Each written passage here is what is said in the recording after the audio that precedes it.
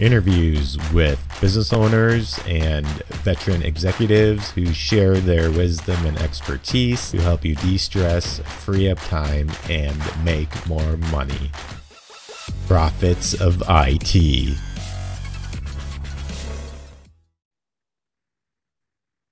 Welcome back to the Profits of IT. I am Jim Punzenberger, your host, and the creator of the Managed Prospecting System. If you're looking to generate new partners or clients without cold calling, ad spend, or spamming, be sure to check out managedprospectingsystem.com. Got David with me here today. David, why don't you take a moment to introduce yourself and tell us a quick bit about the company that you work for.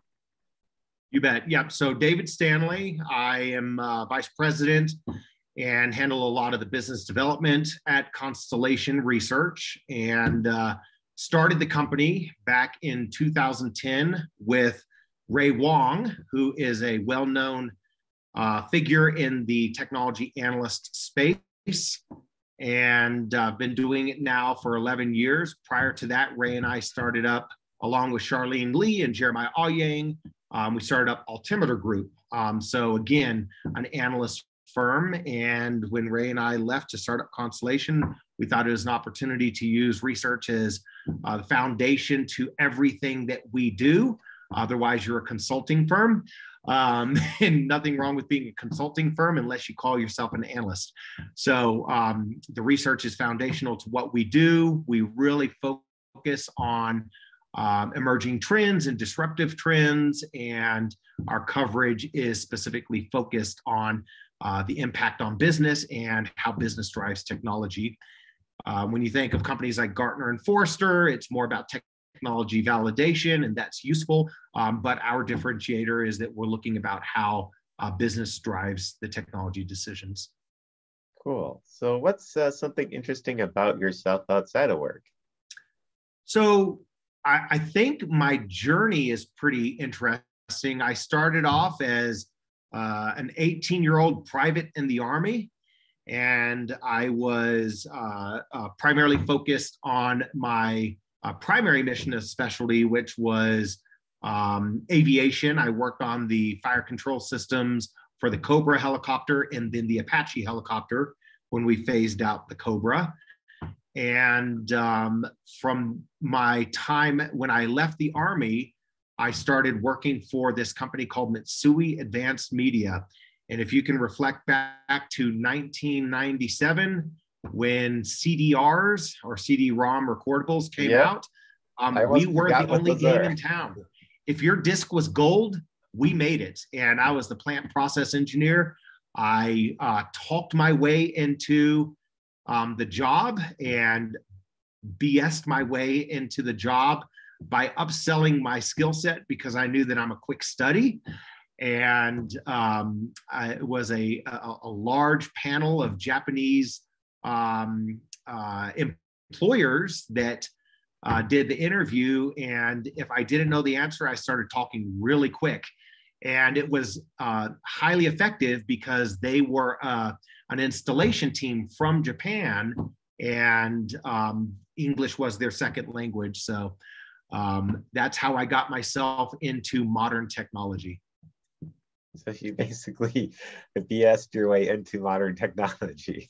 Absolutely. And with the CDRs, we were leveraging technology that we were creating before the books were written, right? So we literally started making recordable DVDs by gluing discs together. And so it was a really exciting way to get into bleeding edge technology. When's the last time you heard that? And I've tried to stay on the front edge of those serving technology ever since. Cool. So what would you say is your superpower when it comes to business, or what you contribute your success to, and how can others learn from that to become more successful themselves? So there's different schools of thought when it comes to what makes the most successful salespeople. Is it transaction speed? Is it dials for dollars? How quickly you can engage? How many clients you can engage and then convert them to customers? I'm of the thought that relationship is everything.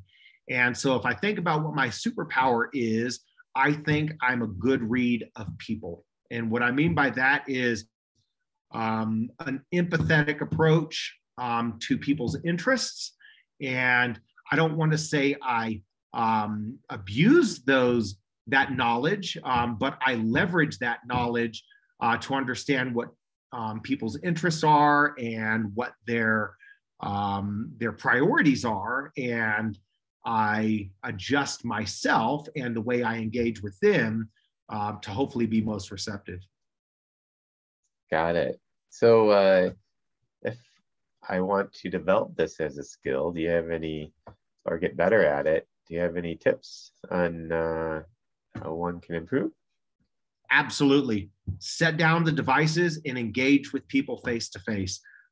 We're doing Zoom, and obviously COVID and the iteration of technology improvements over the years tends to drive a wedge between us and the people that we're speaking with, in a digital wedge.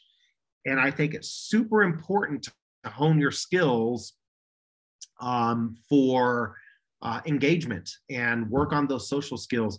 I know we have a tendency to grab our devices when we start work and to switch over to a different device when we finish work and live in social media. I'm terrified about what Meta is going to do to our children. And I think the most important thing we can do to hedge our success is really force that one-on-one human interaction in person. So communicate in person. So one-to-one, one to many in the real flesh, not via telephone, a web conference, or instant message, etc. You bet. And you're going to have to do that. Obviously, in our world, most of us nowadays work from home or work from a remote location. And we will always have video conference. We're eventually going to have virtual reality conferences. But you have to strike that balance by engaging with your friends, by building your personal friend networks, so you don't lose that skill of human engagement. What else can people do to get better at human engagement? I think always seek growth. For me, I'm constantly reading new tech. So people say, hey, what book are you reading? Or what's your thing that you do to calm you? And as crazy as it sounds, yes, I love news and I love to be aware of what's happening in the world. Sometimes that can be a bummer, so you've got to balance it with stuff that's exciting. And what's exciting for me, outside of my love for the outdoors and engaging, whether it be skiing or rock climbing or mountain biking or dirt biking, I love to get out in the outdoors. I live in Colorado, so it's an absolute playground and I use it. But when I'm indoors, I am constantly learning about new tech, whether it be enterprise-focused tech or consumer-based tech. I like my gadgets. I like my automations. And so I'm constantly learning about technology and the iterative changes in technology, so that when I do engage with my customers, I've got a jack of all trades approach to that conversation. I can relate to what matters to them. Cool. And any other tips regarding this? I mean, for me, it's funny. I think about what grounds me and what keeps me happy. Sometimes work can be stressful and sometimes it can be repetitive. I seek the comfort of others. I seek that in my wife. I seek that in my child. And I seek that in my animals. I love my animals. I got to show off right now. I'm holding one in my lap as we speak. He is sound asleep. So he's like, what are you doing, Daddy? But I always have that grounding in the people and the animals I love. And it just keeps me happy, right? If you're happy, the people you talk to feel it and it makes them happy. That's all about the relationship, right? If I come into a conversation with somebody and I'm not in a good mood, whether they know it up front, they're going to catch it subconsciously. And a happy customer is a paying customer. But definitely those two correlate. So Constellation Research, like who would be a good client for Constellation Research, and why would they be a good client for you, or why should they do business with you? Yeah, and so there's two sides to the business, and quite simply put, it's the buy side and the sell side. The buy side are the people that are buying the technology to solve problems, right? Or to make their business more efficient. And the buy side could be the Bank of Americas, the Wells Fargos, the Emirates Airlines, the manufacturers, people that are using technology to make their business run or to make their business run better. And then there's the sell side, and those are the ones that are making the technology.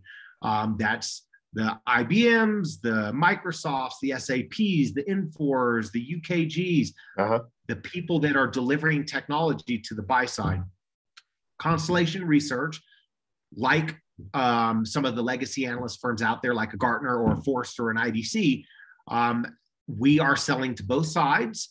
And what we are selling primarily is expertise and advisory to help them with contract negotiations, vendor selection. This is on the buy side, strategy for deployments, so that hopefully we can take some of the roadblocks or some of the steps out of deployment, right?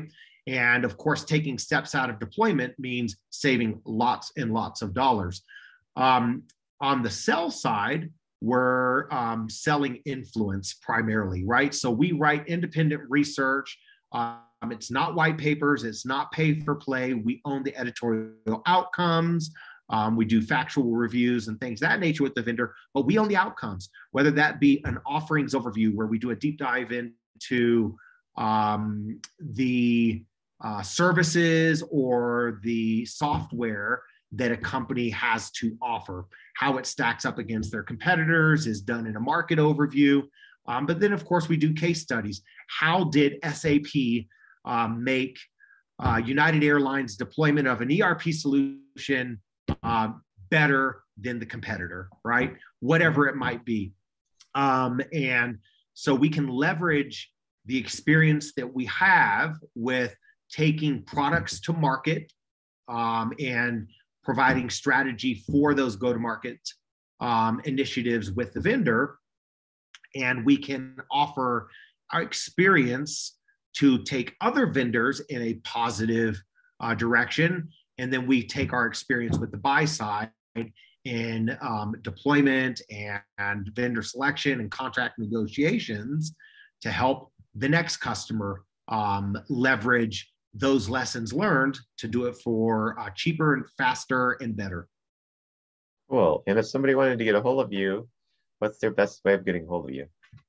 It's real easy. The beauty of starting the company is that our email address for those of us that started the company is real easy. It's first name, right? So it's david@constellationr.com, or you can go to our website, constellationr.com. Have a look around. I think you'll like what you see. If you work with analysts, you will like our website because we have what I call the unicorn, a real-time research agenda. And so you'll see what we're talking about now, what we're going to be talking about shortly. And if there's something that excites you or you want us to come speak at an event, the keynote circuit is our playground. And that's a good place to start. Cool. Well, thank you for sharing today. And you bet. Thank you for this, I guess, I never really thought about the importance of communication in the way that we just talked about. So thanks again. You bet. And hope you have a great rest of your day. All right. Thanks so much. And until next time on the Prophets of IT, I am Jim Punzenberger, your host and the creator of the Managed Prospecting System. If you're looking to generate leads and appointments without cold calling, ad spend, or spamming, take a look at managedprospectingsystem.com. Thank you for tuning in to the Prophets of IT. Please smash that like button, subscribe, and share.